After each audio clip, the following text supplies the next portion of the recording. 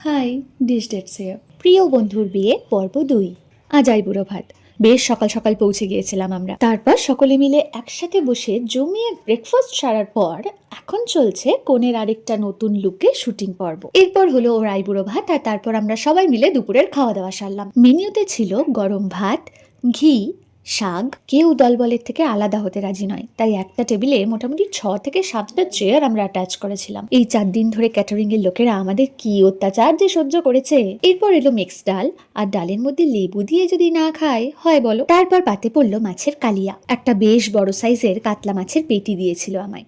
আমি তো মহা খুশি। একটা খাঁটি বাঙালি বিয়ে বাড়ির দুপুরের ভোজ সর্ষে পাবদা ছাড়া অসম্পূর্ণ থেকে যায়। পাবদা মাছের সাইজটা বেশ বড়, আর সর্ষের রিচ গ্রেভিটা সুন্দর। এই অবধি পেটটা ভরে গিয়েছিল, কিন্তু বিয়ে বাড়িতে চাটনি পাঁপড় কিভাবে মিস করা যায়। আইবুড়ো ভাতের সকাল, তাই চালের পায়েস তো মাস্ট। তবে শেষ পাতের রাজভোগটা তার থেকেও ভালো ছিল।